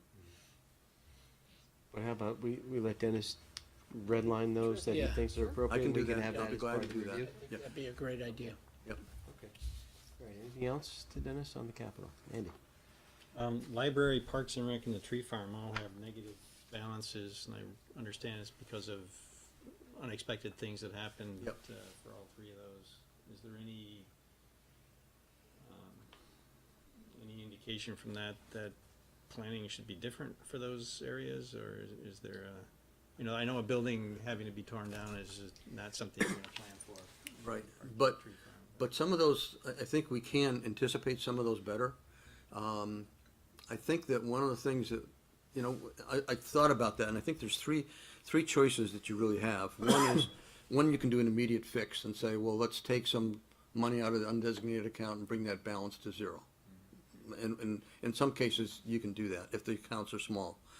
The other one is that we should be looking at the long-term costs for that particular line item and what amount of money is needed per year to substantiate that line item. And what that really means is we need better planning. And some of that falls within our individual departments. It's not just public works. Some of it falls within the individual departments. So you really have a better feel for where you're going. And that's partially the argument for a buildings manager, but that's a separate discussion. But I think you get to a point where you ought to be budgeting. For example, we might go in the hole in a given year on equipment replacement. But if we're putting in enough money over a 20-year period, you may have 1 year that dips below, but the plan is you're going to have enough money to substantiate that fund for 20 years. And there's enough in the 15% funds and the other funds to cover the fact that that account may be just below the line. So you need to do better planning so that what would bother me is if we had an account that was zero, it was negative. Next year we spent more money, it's still negative. The next year, it's still negative. That tells me, number one, you're not doing enough planning, and number two, you're not putting the right amount of money away to cover that expense. So I'm not so concerned, I've not been concerned even in some of my accounts, which ones go below zero, as long as over the long term, they're solvent. If it's a one-time event that occurs, okay, figure out a way to do it. But it can be fixed immediately by saying, let's just plug the hole, make it zero, start all over. But if there's a good enough plan, you might not have to do that. You might be able to just say, it's gonna come out of the hole next year, that's what it is. So there's options. Anything else? Okay, this is currently just information. It's information, and when we give you, we're gonna still use books for the capital plan. We haven't quite gotten to the point where we're gonna put it all on spreadsheets. The plan will be on a spreadsheet, but ultimately our individual sheets in the back, we're gonna try to put into Excel and link them so that it's easy to change stuff and add things. But the book that you'll get, this will be one of the inserts in the book. We always do that. So you've got what's proposed, what we're doing now, and where the money's being spent this year, so you can kind of compare apples to apples. Okay, so you want the binders back? No, no, we'll have new binders, and if you want to get rid of the old ones, we'll take those and recycle them and use them the next year. Anything else? Dennis, you always do a bang-up job on this. Thank you. I know it's a lot to keep track of, and we have full confidence in what you do, so thank you. Thanks. Okay, we're going to move on to business item 5G, which is approval of a grant application for the scoping of a stormwater improvement project on Tanglewood Drive. So Dennis. Yeah, Annie came to me with this. I told her she didn't have to show up tonight since I was going to be here. I'd cover for her. Boss. Been a good boss, but anyway, she put this together. We've been looking at the line that's at the far end of Tanglewood. It's a similar thing. It's old metal pipes, but it's over time has caused significant erosion down in Fern Hollow in that whole area. Very erodible soils, and we've done all kinds of things down there with the Conservation Corps out of Waterbury out of Richmond that we've used. They've come in, they put up check dams, and it just doesn't work. There's too much stormwater getting down there. We had the UVM students look at it one year and run some numbers for us, so we've got a little bit of background. In the meetings that we go to with the CCRPC, Annie overheard a conversation that in the current year, they may have some UPW funds that they hadn't allocated. What does that stand for? Unified Planning Work Program. And every year, and you'll see us in January, we'll come in with a request, I think your first meeting in January or second, to go after funds for next year for certain things. We've got some projects lined up we want to do. They're planning projects that it's a 20-80% match. I know Annie put this together, and actually the cost estimate is probably more than we get from the match, but we still would get $20,000 for the work. What we really want to do is this is one where we probably will not get grants to construct it, but we will have enough done under the conceptual plans that we could build it ourselves. The thought process there, it's a pretty simple thought process, but and I'll do this, I think, I'll try to explain it without putting anything on the wall, but you've got a bunch of catch basins and a line that goes out to some more catch basins that runs down Fern Hollow. It's an old line, it's a metal line, it's all rusted out. the road will need to be redone anyway. The road is 40 feet wide, curb to curb. Our standard is 30. It was built a long time ago. It's at the far end of Tanglewood where the road does narrow down after this intersection anyway. And this will go through a public process, so the residents will have, say in it and everything else. But the whole idea would be to reduce that width to 30 feet, which gives us 10 feet to play with. And within that 10 feet, put a path, because there is no path on Tanglewood, and that's, we'll work from our back to the front in this case, but use some of the stormwater funds. I mean, we may be able to get a grant for the stormwater portion, I'm not sure. But take that stormwater pipe, take it out, put a much larger pipe in, a much, much larger pipe, with flow coming out of the catch basin into that pipe. So you store that water, and then coming out, you put a much smaller pipe with an overflow. So you're essentially using that large pipe to store water during those intense rainstorms. You're letting it go out at a much slower pace, which means you're cutting the erosion down below, and you have an overflow that if that storm continues for 2 hours, it's going to run over the top and it's going to go like it's always been. But if you can catch that 1 or 2 year storm, you reduce the amount of erosion that's occurring down below. We may also be able to put some stuff in that system which would help us get some credit for phosphorus removal. So if we can get conceptual plan, this is a case again, where can we go get money to get work done that we need to get done, that we can get grants for or cut down our costs. So we had planned to go out to do this ourselves with our own costs this summer, to hire an engineer and look at it, and this way we can get 20,000 at least out of the dollars. The last 2 years we've not spent it in the professional services, so we could make up the difference. We won't know what the final cost of this is until we get an estimate from whatever engineer. They pick engineers and then assign them to the project, the Regional Planning Commission does. We have a say in that, but they'll actually assign it to an engineer as opposed to bid it. So we'll negotiate a contract. If it's 25,000 under, then it's 5,000 cost to us. If it ends up being this type of estimate, we'd have to eat that difference between the 5 and, well, it'd be 20 with the 5 and the 17 additional, which we have funds in the operating account to cover. Leverage those funds. It's another way to leverage funds. Other questions? Dennis, when that path goes in, and I've talked to you before about this, the distance between the curb and where that path is, to make sure it's wide enough so that when the snowplow comes by with the wing out to clear the road and push it onto that land, that there's enough there that it doesn't cover the walkway. Right, and it's actually a wider right-of-way, but if we took the existing curb out, we'd have 10 feet to begin with. So if we put in, it could be a path, it could be a bituminous path, it could be 5 to 8 feet wide. We could go further into a right-of-way towards the property.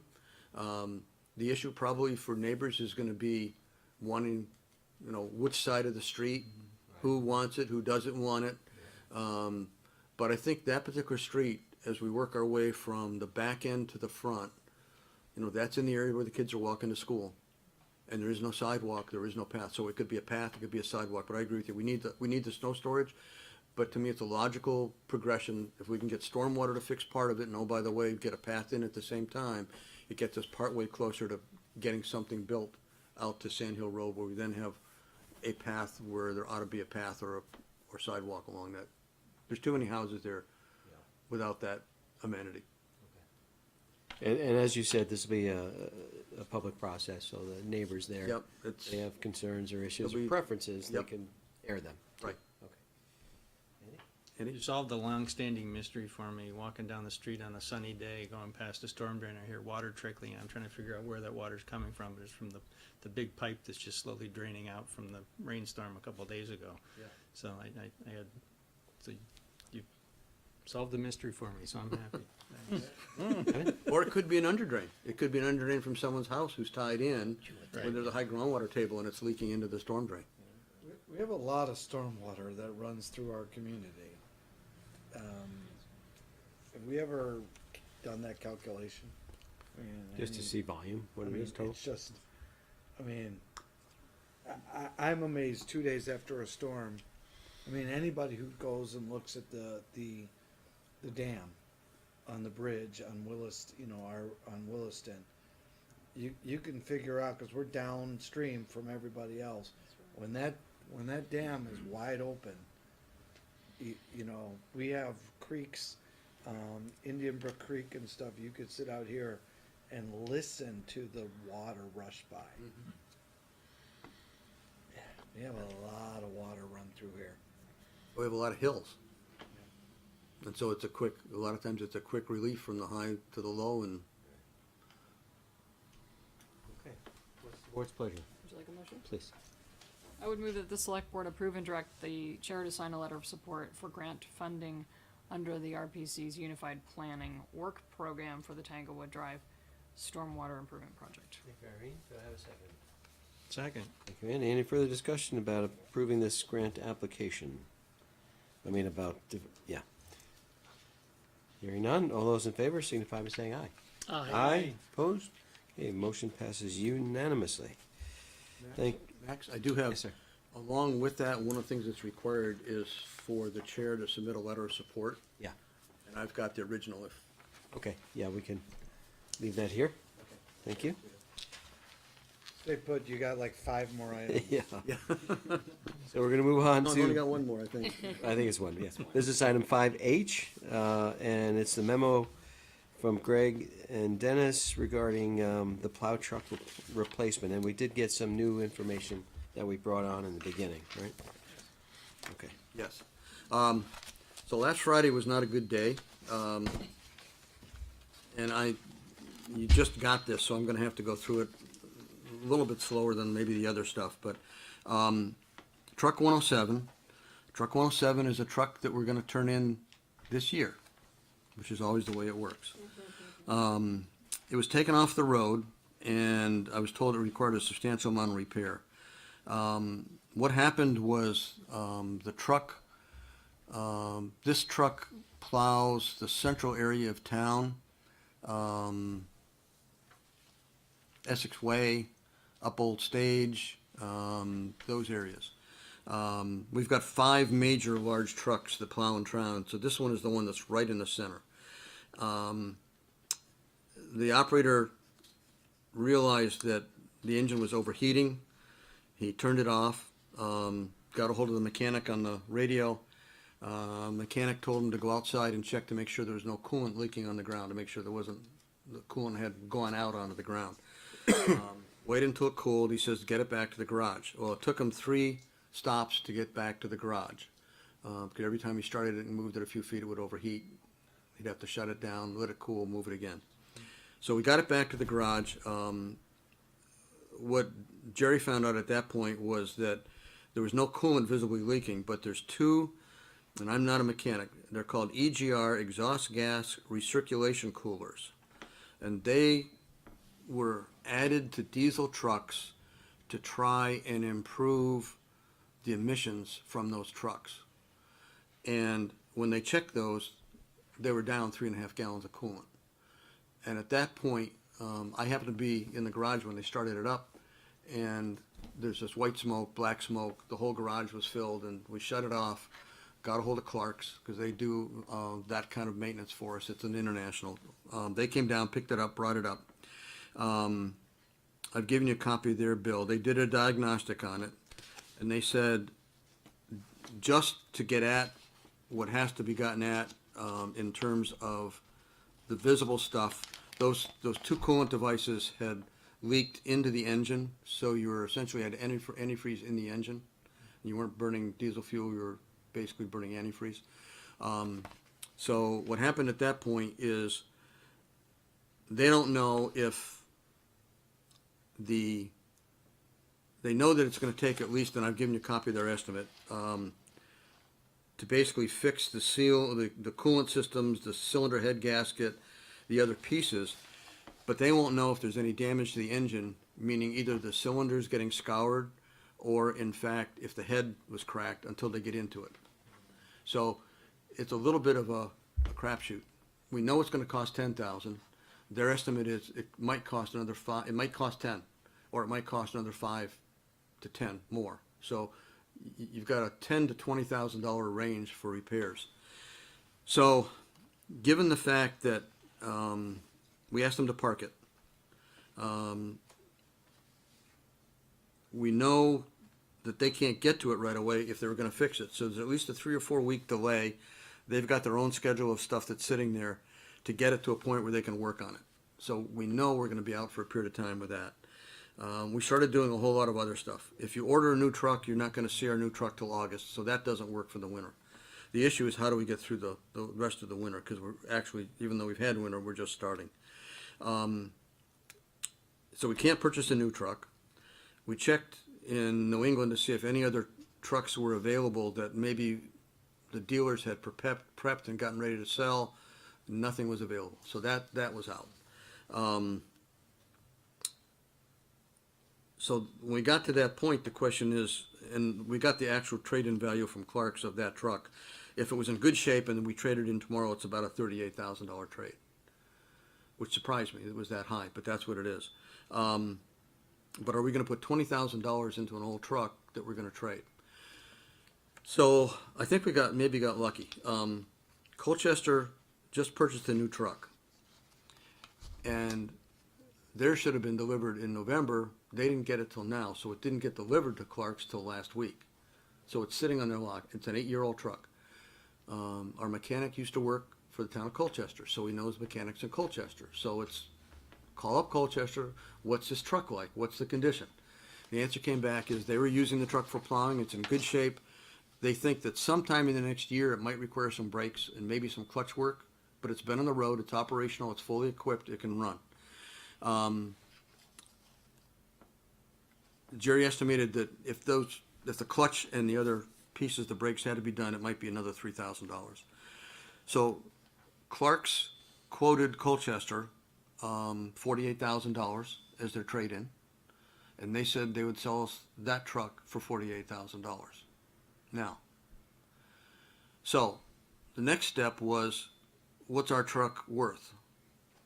So they looked at it and they said they would give us $38,000 for our truck, less the $15,000 to fix the engine.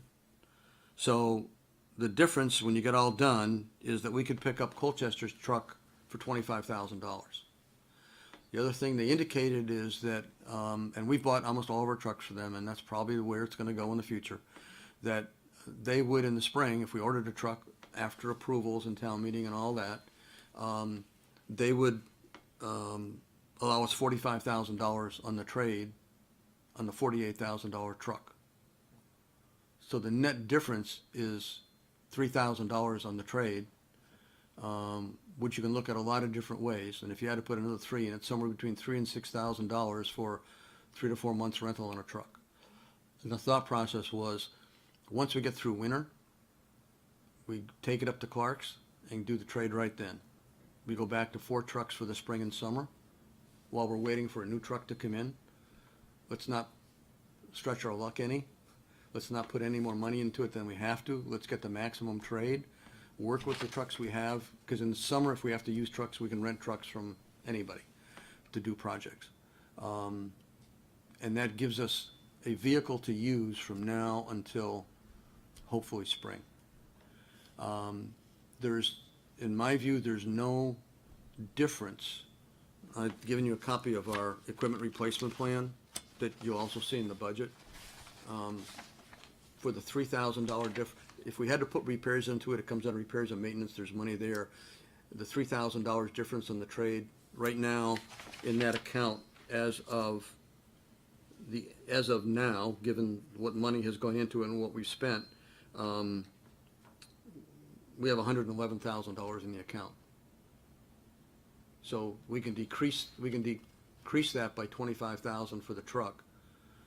You'll see different numbers next year because the trade will actually occur differently in 2020. So the numbers will change some, but the net effect on our overall capital equipment replacement plan is nil. And there's always a degree of risk. What if that truck blows up? Don't know. Public Works building collapses. Doesn't know. You don't know. So you play the odds, and I think the odds say this is probably the best place we could be. The other option would be, and we talked about this, is park it and work off the trucks we have. And that might work, difficult, because we're using a lot smaller trucks with half the capacity to do what this one's doing. It means longer time for plowing. Could we make it? If we had to, we probably could.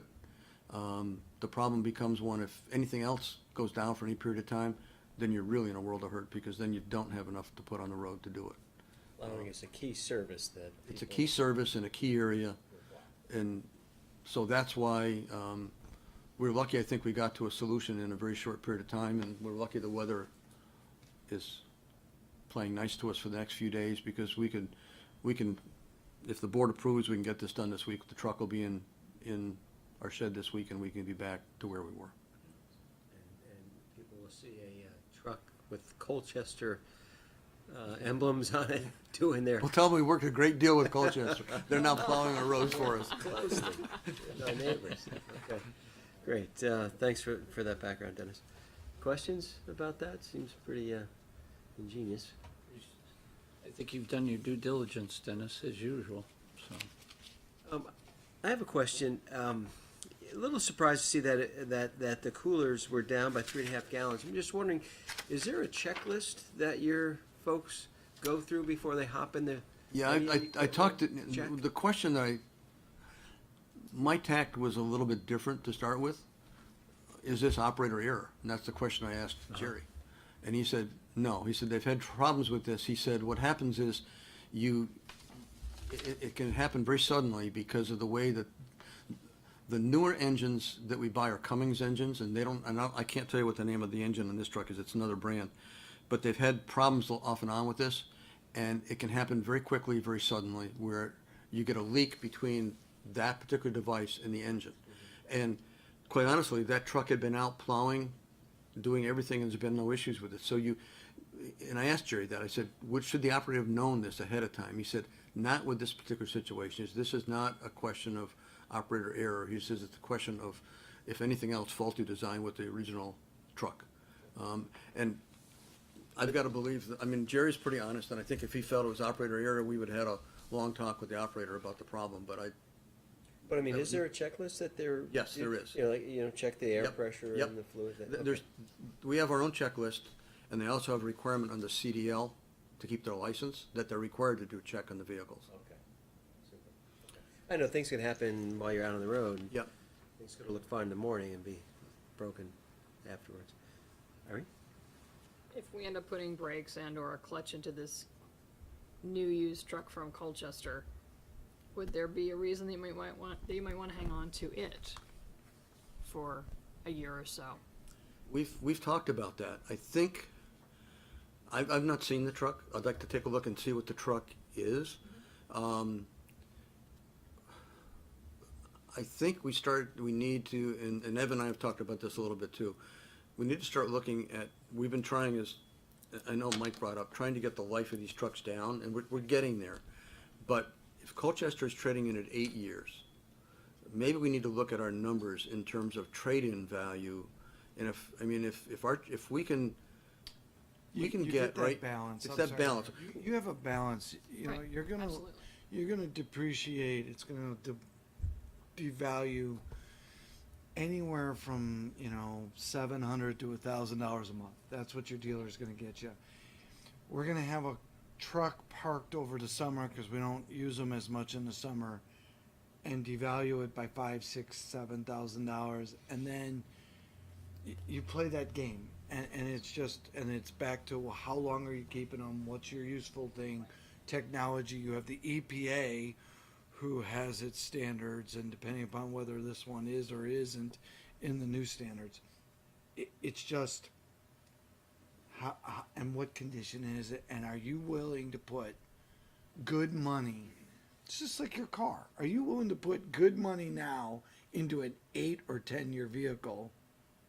Or would you rather put that money into a newer, more dependable vehicle? And they play and I don't want to say it's a game. It's not a game, but it's how many do we have? What kind of vehicle is it?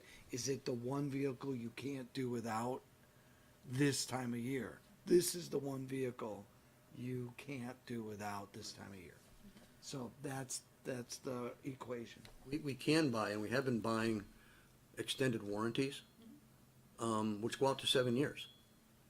And they're a little pricey, but they're not, they fit into the budget. We've already got them budgeted in to do that. But there's a reason why the extended warranties only go out 7 years. 7 years, yeah. And we're doing ours, our trucks are 10 to 11. So we need to get them down, and the question is, how do we get them down? And the only reason that I would look at what you're suggesting, Irene, is that if there was a year where we could do that, that might build up enough capital reserve in the capital account that then we could start on a 7 or 8 year retirement. But you've got to make sure you've got the right vehicle to extend that year with. Well, no, you And see. I don't know the vehicle from anything, See but it, you're right. we haven't seen this, the others we've grown up with. Jerry's worked on them. This is one we don't know. And so it's maybe a little riskier, but I think the idea is a good one. It may be that we take a look at one of our better trucks and say, let's get one more year, which might allow us to bring everything back as you go forward for the next 15 or 20. And it keeps up the trade-in value then. Keeps up the trade-in value. There's some things that, quite honestly, we need some, we've got a lot of fires in the pan, but this is one we need to look at to see if there's a way to bring that equipment replacement plan with less years. So is this for information purposes? There's a recommendation. Or- yeah. It's a recommendation because we are gonna be spending Okay. money from the capital plan that That's over the, that's unbudgeted and not in the original plan. so, Mike? We need a motion. That'd be great. Okay. I move the Select Board approve that the town trade in truck number 107 in its current condition to Clark's Truck Center for $23,000 and purchase the used Colchester truck from Clark's at a cost of $48,000, which results in a net $25,000 cost transaction. Further, pending budget approval at town meeting, the town would trade in the used Colchester truck for a new truck replacement as outlined in the vehicle equipment replacement plan. Thank you, Mike. Do I have a second on that? Second. Irene. Okay, any further discussion about the trade-in for truck number 107? Would we really not bother to put our name on it? Is that part of the plan to I don't- just not even put Essex We'll on it? find some way to cover up. I don't wanna put Spray paint. I don't wanna Much put any more money. money into it than we Yeah, have to, no, it sounds other than good. to make it roadable. So if we have to do something, we may have to find, Magnetic something that emblem we or can something. cover it or some way to do what we have to do, but We also don't want to devalue the truck. no. That's true, that's Yeah, true. Yeah. Well, I've seen Colchester cops stopping people within Essex proper, so we've cooperated with them before. Okay, Mike? I think Linda Myers might have some of her old magnetic signs still in her garage. We could put that over the logo. You're serious, right? Yeah, of course. Idea. Okay, If you spray painted one red. any other discussion? Okay, hearing none, all those in favor signify by saying aye. Aye, opposed? Okay, motion passes unanimously. Thank you very much. Thank you, Dennis. Thank you, Again, Dennis. Thanks for all you do for us. Well done. Okay, we're gonna move on to business item 5I, which is approval of contract for building needs analysis. And Greg, you're gonna kick this one off? Yep, so bringing this back to you, this is the building needs analysis, RFP that had gone out a few months ago. I brought it to you and the trustees. Originally, the plan was to do a building needs analysis, and this was budgeted in the capital plan last year. Building needs for the town and village public works department, town recreation, and town fire. After speaking, after speaking to the select board and the trustees, and getting some input, we revised the RFP and added the village fire department and village recreation and parks to the study as well. Put the RFP out, we had budgeted $40,000. 2 bids came back in, one from Scott and Partners, the other one was from Wayman Lampier. Staff met at a staff team that reviewed the two applications and recommends that the town and the village go with Scott and Partners. The trustees reviewed this last week. They also approved the Scott and Partners. Because the bid came in at $45,650, it's above that $40,000 threshold for the purchasing policy, which is why it's coming back to you. And just some reminders on the project. It's just a space needs analysis. It's not going to be making recommendations of whether there should be one building or two buildings or where they're going to be for each of these departments. It's just kind of looking at what are the needs going to be for staffing, for storage, for equipment, for programs, for going out for 30 years. About 30 years. Yep, which is, it's, get that far out, it becomes a rough estimate 30 years from now, but it's a planning tool for going forward. And a lot of that will probably weigh in on where the board stand with consolidation and merger and everything else, but at the very least, it's going to give us a sense of what we need to start budgeting for and planning for, Whether it's one facility or two. So that's where we stand. Staff recommendation is that the select board authorize the unified manager to finalize and execute the contract with Scott and Partners. Happy to answer any questions. Okay, questions for Greg on this? Anybody? Okay. We kind of had a lot of discussion about this before. It's just about adding a couple other things, and since it's over the 40K, it's got to come back. Okay, so what's the board's pleasure? You're up, Andy. All right, I'll move that the select board authorize the unified manager to execute a contract with Scott and Partners for a building needs analysis. Thank you, Andy. Do I have a second? Second. Thank you, Mike. Any further discussion on the building needs analysis? Hearing none, all those in favor signify by saying aye. Aye. Opposed? Okay, that one passes unanimously as well. A lot of hard work by Greg and Dennis and others to put this RFP together and the committee for their recommendation. Okay, thank you all for Thanks a lot. what you guys do to make this happen. Okay, we're moving on to business item 5J, and that's the acceptance of the land donation at Indian Brook Road. Greg? Another one that you've seen, this one has been on the back burner for a little bit longer.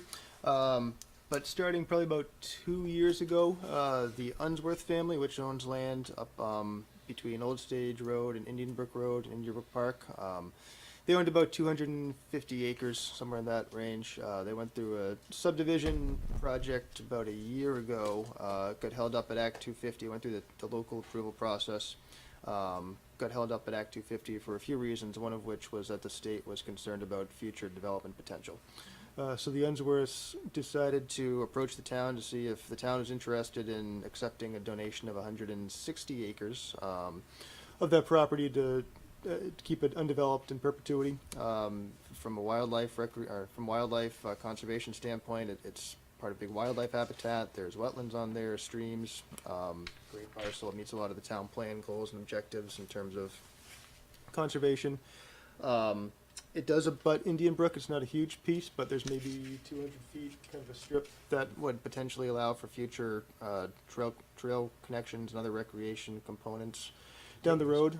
Nothing's on there right now, or nothing's planned at this point. It's similar in that sense to the Horton property off of Sleepy Hollow Road that the town accepted earlier this year. So it's back. The Unsworths really just kind of had one request. It's been in their family for a few generations, and they asked that it be called the Ray Unsworth parcel. That's the going back 3 generations. It's the grandfather of James Unsworth, who's been my primary contact on the project.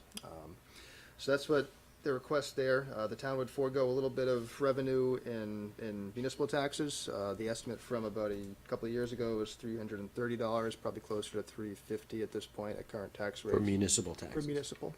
School taxes are a little bit more than that. But bringing it to you, there was a draft warranty deed. Would go through that, just figure out any tweaks, make sure there's nothing there with the attorneys, but just ready to move forward with it and get back to the Unsworths if the board is still amenable to this, which Recommend that you should be. Okay. Any questions about this? It's finally coming to fruition. Anybody? Andy? Yeah, I asked about the hunting question. There's no restrictions or stipulations. It would just fall under whatever ordinance, if there's any that might apply, or. Correct. Ally Vile and I, Parks and Rec Director spoke to James Unsworth. They're open either way. They said if the town passes local ordinances, then those would apply. Okay, but there's no trails or anything in there like there is in Indian Brook? No, and Ally and I have talked about this. We would recommend just leaving it as is at this point. We've already gone through a lot of the study for the firearms ordinance. This was not included in any of those discussions. It's, like I said, it's similar to that Horton property, which will not be affected. If recreation becomes more of a heavily used recreation area, that's probably the time to Visited. reconsider it. Yep. Okay, questions, comments? Pretty straightforward, I think. Okay, what's the board's pleasure on this one? I move that the select board authorize the unified manager to execute a land donation from Indian Brook Properties LLP to the town of Essex.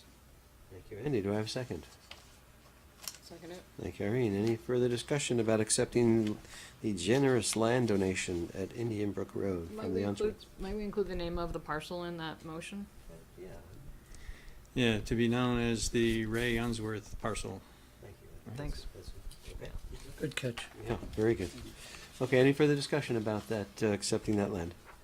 Okay, hearing none, all those in favor signify by saying aye. Aye. Opposed? The motion passes unanimously, and if you could send them our deepest thanks for that very generous donation, then we would be happy to call it the Ray Unsworth parcel.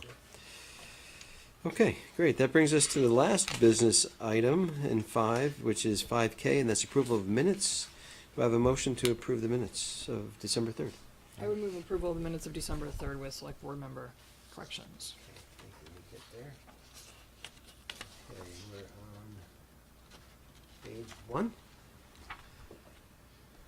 and page 2, page 3, and page 4, and last, page 5. Okay, hearing none. All those in favor of the December 3rd, 2018 Select Board minutes signify by saying aye. Aye. Opposed? Okay, passes unanimously. Wonderful. How about another one for the joint meeting? I would move approval of the minutes of December 5th with select board member corrections. Thank you, Irene. Do I have a second? Second. Thank you, Andy. Okay. We'll start off on page 1. Irene? Line 28, please. It says changes to the agenda in the following. I would just say include the following instead of that. Okay. Are you okay with that? Good. Page 2. Irene? So I handed out the corrections just so everybody could see what I'm doing here. And feel free to stop me, but I'm trying to break up some of these really long sentences into smaller ones. Particularly line 69, I don't want to put words in Mr. Watts' mouth, but I think it is okay to say Andy Watts had a question regarding non-residents' fees. If you had questions regarding other fees, I didn't recall them. You okay with that? Nick? Sorry, Line Page 69? 69. Page 2. Yeah, please take that out. Okay. I agree. And All right. also for Mr. Watts on line 82 at the very end, I thought the Hornet's Nest was the past rec experience, but maybe I didn't hear that correctly. Yeah, I agree with that change also. Okay, thank you. At the end of line 86, I want to put that in context and add the words "as happened several years ago," which I was saying at that meeting. On line 87 at the end, Mrs. Renner asked who would be the checks and balances. Anybody have issues with 86 or 87? No? Okay. All right, then we're going to move on to page 3. Irene? Line 104, this is just making it more readable and succinct. George Tyler on line 104 provided a brief synopsis of the subcommittee's charge and activity period. Okay, everybody okay with that? Mm-hmm. Okay. What else? Line 119, further questions included whether it is possible to merge governance and not merge finances. The way it's written just didn't make any sense to me, but maybe Everybody other okay with that people too? saw something that I didn't. Yep, okay. And then line 130, Mr. Tyler asked Mr. Richardson to explain situations with regard to a strong mayor, or a city, or a weak mayor. Okay, we'll go with that too. All right. Thank you. Page 4. Irene? Line 163, audience member Bruce Post discussed paradox of choice, how too many choices confuse the public, period. So you're just defining what that is? Right. And then Mr. Post added that the current situation is not as complicated as Brexit. He asked what the joint boards want and added that he felt reaching out to much smaller communities, and I should have circled 166 as well. It's not prudent. Okay. And finally, I should have circled 168 because I want to add also that the boards learn from past failures, and he and George Tyler had a little dialogue about that. Okay. That's all for that page. I think that's worth pulling out. Okay, so 170, 171, you have some changes too. Right. I don't think there's major though. Okay. Everybody okay with what changes were suggested on page 4 by Irene? Okay. Thank you. Now we're gonna move on to page 5. 6, actually. Page Oh, s- Really change things up. Page 6. So I should have circled lines 250, 251, 252, 254. After much discussion, the boards decided to have the press release edited and presented for review to the joint board members. I'm not sure why certain names were put in there, but I think- It came to me. I did get it and review it and. I came to you. right, because we're all provide joint board members, right? Pardon? We're all joint The board joint members. board members. No, I thought that joint board member is the subcommittee thing, isn't it? That would be that would say subcommittee members, I think. Joint board is the two, so the select board and trustees together. That's how I interpret that. Because I think we all saw it, right? I know I did. Yeah. Okay, so everybody okay with what Irene's suggesting on page 6? I guess as I said, I read that to mean, I would read that to mean, yeah, I guess, Clarify that? joint board members, we don't really refer to ourselves as a joint board. You wanna say, instead of joint board, say select board and trustees, members? Both board members? Members of both boards? Members of both boards. Members of both boards. That would be more, That's fine. Okay. Yep, You got that? Okay. thank you. Anything else on 6? No? Okay. That's a major. Thank you. All right, all those in favor of the December 5th, 2018 Select Board minutes with corrections, signify by saying aye. Aye. Opposed? Okay, passes unanimously, thank you. That's it for the minutes, and now we're on to consent items. Do I have a motion? I would move approval of the consent agenda, this consent items with select board member comments. Thank you, Irene. Do I have a second? second. All right, thanks. Any comments about check warrants of December 7th or the 14th? Anybody? Mike, good? Okay. Nope, Well, good. I entertain a motion to approve the consent items then. Well, we have the motion We have a already. motion. Oh, we do? Oh, Yeah, we sorry. just need to vote. Right, okay, That's thank fine. you, thank you. All those in favor of the consent items signify by saying aye. Aye. Aye, opposed, okay, pass unanimously, and then we're on to the reading file. Comments or questions about what's in there? You'll see that I put just a draft of our outreach thing. And you'll notice there's a lot more lines on there, and that's not saying that we need to populate all those, but I would hope we can do like we've done in previous years, try to populate at least 10 to 12.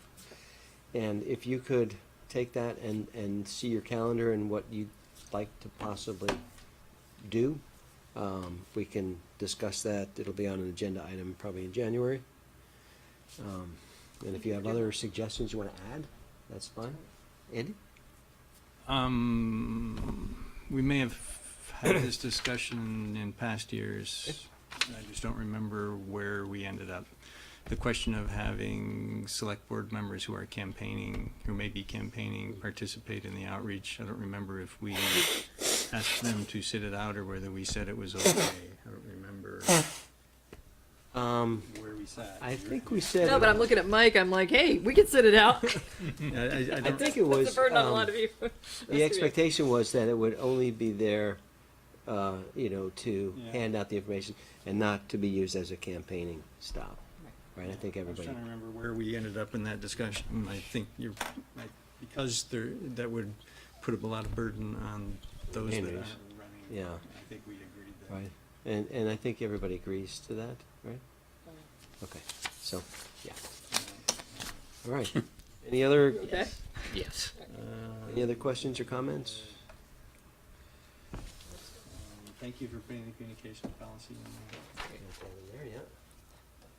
Okay, and then we have the, at the end, it's our meetings, and we have another one tomorrow, 6:30, right here.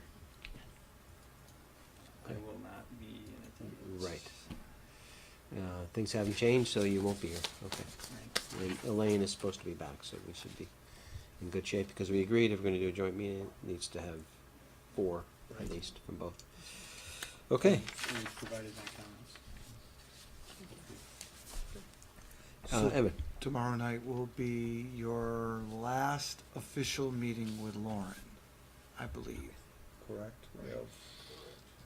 So, unfortunately, but we will try to either do a cake or something as well with that, but since she won't be watching this live. I don't She might think be. that, so- Hi, Lauren. you never know, Scott, you never know. But so after 29, it's close to 29 years. Long. So, Yeah, it's a long time.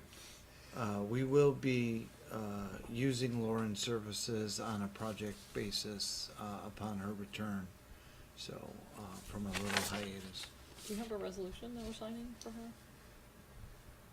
No, Okay, and if you. Well, we can do it later. When you pen it, I just want, again, most people may know this, but I don't know if everybody knows this. She was interim manager at the village along with Susan there for a while, which was a huge responsibility on top of her finance duties, so you would want to probably include that too, right?